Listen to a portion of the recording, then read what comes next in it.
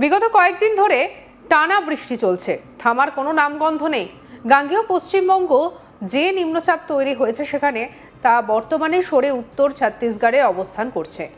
24 ঘন্টার মধ্যে সরে তা পূর্ব মধ্যপ্রদেশে চলে যাবে আর তারপর শক্তি ক্ষয় করে সুস্পষ্ট নিম্নচাপে পরিণত হবে। এরই সঙ্গে বাংলায় মৌসুমী অক্ষরেখা সক্রিয় রয়েছে। মৌসুমী অক্ষরেখা ঝাড়খণ্ডের পর পুরুলিয়া কাথি হয়ে দক্ষিণ পূর্ব দিকে এগিয়ে পূর্ব মধ্য বঙ্গোপসাগর পর্যন্ত বিস্তৃত। নিম্নচাপ সরলেও মৎস্যজীবীদের সমুদ্রে যেতে নিষেধ করেছে আলিপুর আবহাওয়া দপ্তর। বঙ্গোপসাগর থেকে প্রচুর পরিমাণে জলীয় বাষ্প বঙ্গোপসাগর থেকে ঢুকবে। জানা গিয়েছে বিক্ষিপ্তভাবে বজ্রবিদ্যুৎ সহ বৃষ্টি চলবে। কোনো কোনো জেলায় 2-1 পশলা ভারী বৃষ্টি চলবে বলেও জানিয়েছে হাওয়া অফিস।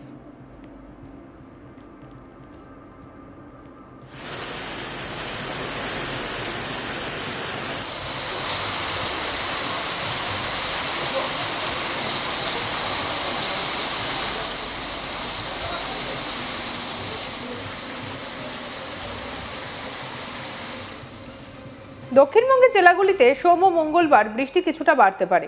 বৃহস্পতিবার থেকে দক্ষিণবঙ্গের জেলাগুলিতে বৃষ্টি কমবে বলে জানা গিয়েছে। আবহাওয়াবিদ সৌরেশ ব্যানার্জি কি বলছেন শুনব।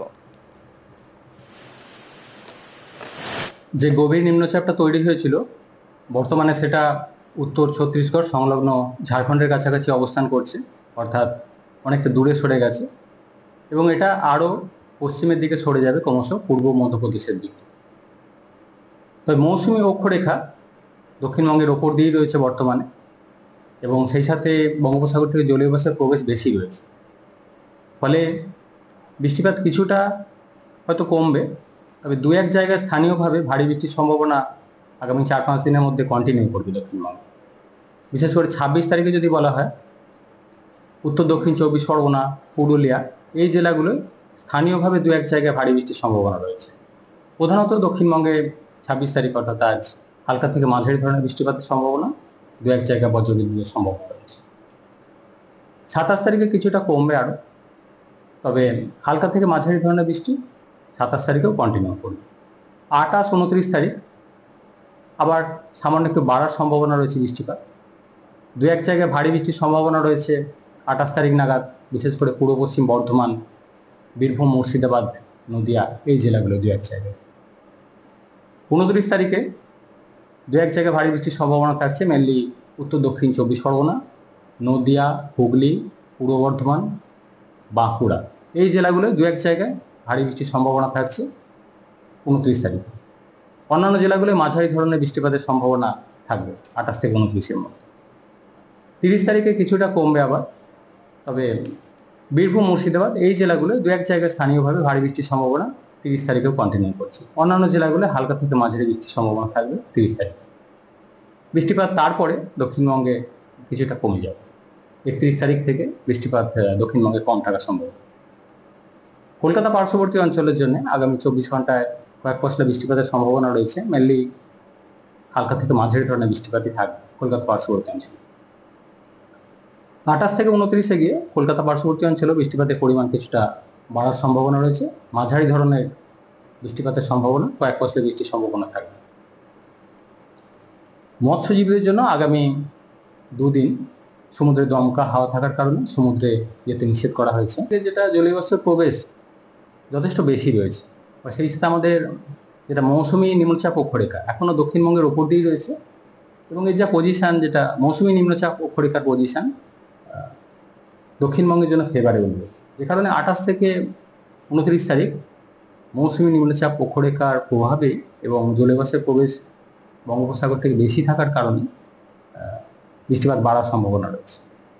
কিছুটা সম্ভাবনা থাকছে একটা ঘূর্ণাবর্ত হয়তো তৈরিও হতে পারে, মেনলি আইদার নিম্নচাপ অক্ষরেখা অথবা ঘূর্ণাবর্ত। এই কারণে 28 থেকে 19-এ কিছুটা বৃষ্টিপাত বাড়ার সম্ভাবনা দক্ষিণ। তাপমাত্রার ক্ষেত্রে কোনো পরিবর্তন আছে? তাপমাত্রার খুব বেশি পরিবর্তন নেই। আগামী 2 দিন, আগামী 4-5 দিনে মেঘলা আকাশই থাকবে, খুব বেশি তারতম্য হবে না তাপমাত্রা। কলকাতা পার্শ্ববর্তী অঞ্চলে আগামী 24 ঘন্টায় 30-31 ডিগ্রি কাছাকাছি থাকার সম্ভাবনা রয়েছে। আগামীকাল হয়তো সামান্য একটু হয়তো বাড়বে, তারপর আবার 28-29 তারিখে আবার একটু কমবে। খুব বেশি তাপমাত্রার পরিবর্তন হবে না আগামীকাল। কলকাতায় আগামী কয়েকদিন কেন? কলকাতা পার্শ্ববর্তী অঞ্চলের জন্য 26 তারিখে কয়েক পশলা হালকা থেকে মাঝারি ধরনের বৃষ্টিপাতের সম্ভাবনা রয়েছে। বৃষ্টিপাত কন্টিনিউ করবে, এখনই বন্ধ হবে না। 27 তারিখেও হালকা থেকে মাঝারি বৃষ্টির সম্ভাবনা থাকবে, প্রধানত মেঘলা আকাশে। 28-29 তারিখ বৃষ্টির পরিমাণ কিছুটা বাড়ার সম্ভাবনা রয়েছে কলকাতা পার্শ্ববর্তী অঞ্চলে। কয়েক পশলা বৃষ্টিপাতের সম্ভাবনা, মেনলি মাঝারি ধরনের বৃষ্টিপাতের সম্ভাবনা থাকছে 28 থেকে 29 মধ্যে। এবার আসি উত্তরবঙ্গের দিকে।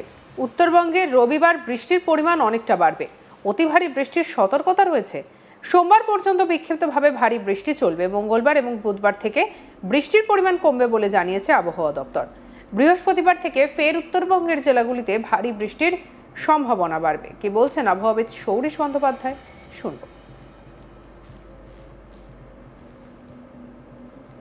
উত্তরবঙ্গের ক্ষেত্রে 26 তারিখে কিছুটা বৃষ্টিপাত বেশি থাকার সম্ভাবনা রয়েছে জলপাইগুড়ি, আলিপুরদুয়ার, কালিম্পং এই জেলাগুলোয় দু এক জায়গায় ভারী বৃষ্টির সম্ভাবনা রয়েছে 26 তারিখে। 27 তারিখে বৃষ্টিপাত উত্তরবঙ্গে আরেকটু বাড়ার সম্ভাবনা, দু এক জায়গায় ভারী থেকে অতি ভারী বৃষ্টির সম্ভাবনা রয়েছে মেনলি জলপাইগুড়ি, আলিপুরদুয়ার এই জেলাগুলো। আর দার্জিলিং, কালিম্পং, কোচবিহার এই জেলাগুলো দু এক জায়গায় ভারী বৃষ্টির সম্ভাবনা 27 তারিখে। 28 তারিখে মেনলি কালিম্পং এবং সেই সাথে দক্ষিণ দিনাজপুর, মালদা এই জেলাগুলোয় কিছুটা বেশি থাকবে, দু এক জায়গায় ভারী বৃষ্টির সম্ভাবনা রয়েছে এই জেলাগুলো। 29-30 তারিখে উত্তরবঙ্গে কিছুটা আবার কমে যাবে। 31 তারিখ বা তারপরে আবার উত্তরবঙ্গে বৃষ্টিপাত বাড়ার সম্ভাবনা রয়েছে, বিশেষ করে উত্তরের জেলায় ভারী বৃষ্টির সম্ভাবনা থাকবে 31 তারিখ বা 1 তারিখ উত্তরবঙ্গের উত্তরের জেলায়। তার কারণ কি উত্তরবঙ্গের জেলাগুলোতে বেড়ে যাবে? এখন যেটা বলা হলো যে সিস্টেমটা দূরে সরে গেছে, কিন্তু উত্তরবঙ্গে যে ভারী বৃষ্টি সেটা বঙ্গোপসাগর থেকে জলীয় বাষ্পের প্রবেশ বেশি থাকার কারণে এবং উত্তরবঙ্গে পাহাড়ি এলাকার অনেকটা প্রভাব থাকে, সেই কারণে মেনলি উত্তরবঙ্গের উত্তরের জেলাগুলিতে বৃষ্টিপাত বাড়ার কথা বলা হয়েছে। বিগত কয়েকদিন ধরে বাংলায় টানা বৃষ্টি চলছে, থামার কোনো নামগন্ধ নেই। গাঙ্গেয় পশ্চিমবঙ্গে যে নিম্নচাপ তৈরি হয়েছিল তা বর্তমানে সরে উত্তর ছত্তিশগড়ে অবস্থান করছে। 24 ঘন্টার মধ্যে সরে তা পূর্ব মধ্যপ্রদেশে চলে যাবে আর তারপর শক্তিক্ষয় করে সুস্পষ্ট নিম্নচাপে পরিণত হবে। আর এরই সঙ্গে বাংলায় মৌসুমী অক্ষরেখা সক্রিয় রয়েছে। মৌসুমী অক্ষরেখা ঝাড়খণ্ডের পর পুরুলিয়ার কাঁথি হয়ে দক্ষিণ পূর্ব দিকে এগিয়ে পূর্ব মধ্য বঙ্গোপসাগর পর্যন্ত বিস্তৃত।